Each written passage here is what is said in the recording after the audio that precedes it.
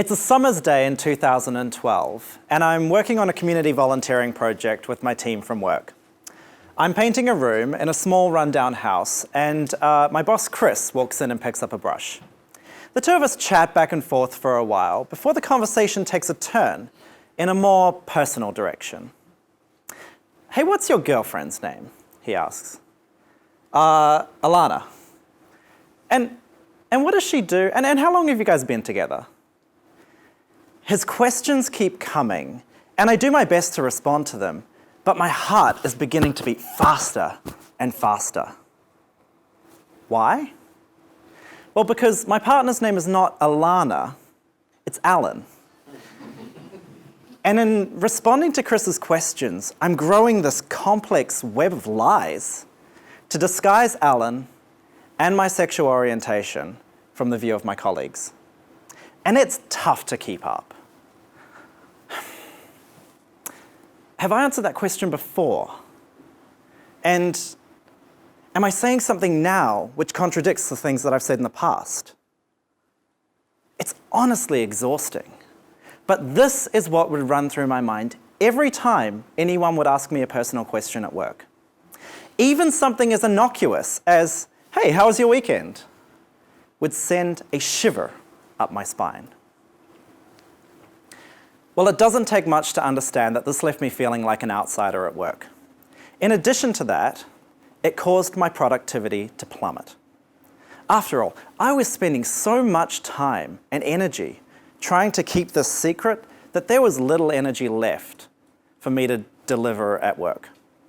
Furthermore, I was throwing up these barriers between my colleagues and I avoided building any personal relationships with them at all. This is why it's important for us to talk about inclusion and how we as leaders can foster inclusive working environments for our teams. But what exactly do I mean by that? Well, an inclusive working environment is one in which everyone feels respected and connected to each other. Simple as that. Now, there's an ever-growing body of evidence which shows that LGBTQ people who do not feel included in the workplace are less productive and are at greater risk of leaving. Furthermore, companies that do not appear to be inclusive from the outside struggle more to recruit LGBTQ talent. And to give you a sense of the numbers here, by some estimates, there are as many as 16 million LGBTQ people in this country's workforce alone.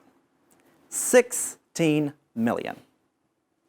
Now, I'm a Kiwi, and granted, New Zealand's a small country, but that's like 4 times our population. Like, that's a big number.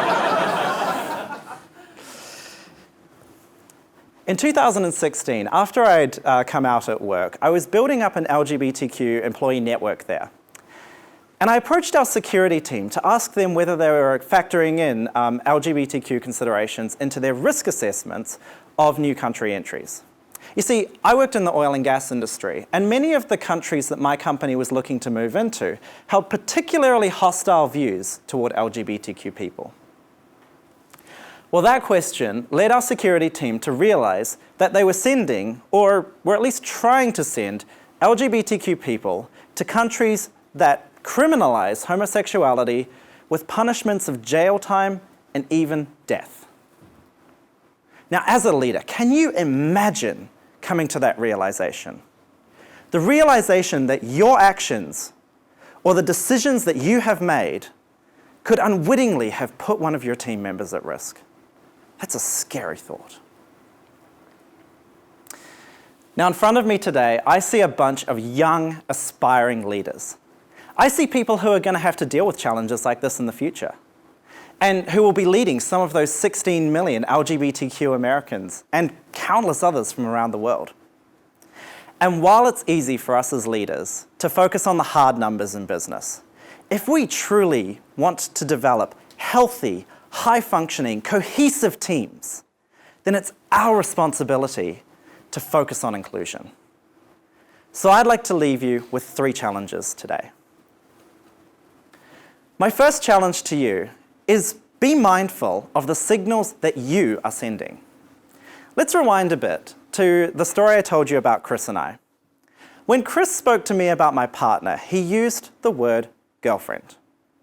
It was a phrasing he probably didn't think twice about, but it left me feeling as though I couldn't be open with him. As though he had some kind of predetermined ideal for what a team member in his team would look like, and that was a mold that I just didn't fit into.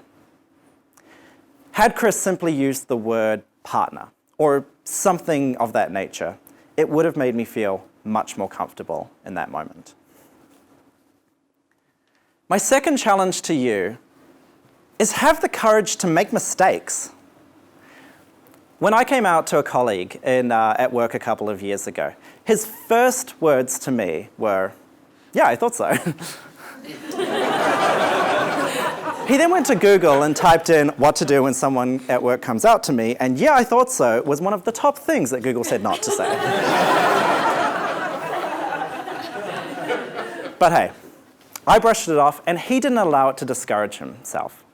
Instead, he used it as an opportunity to learn, and now, when I ask how he would respond to a similar situation in the future, his response is a simple, "I appreciate you opening up to me," and that's a great start.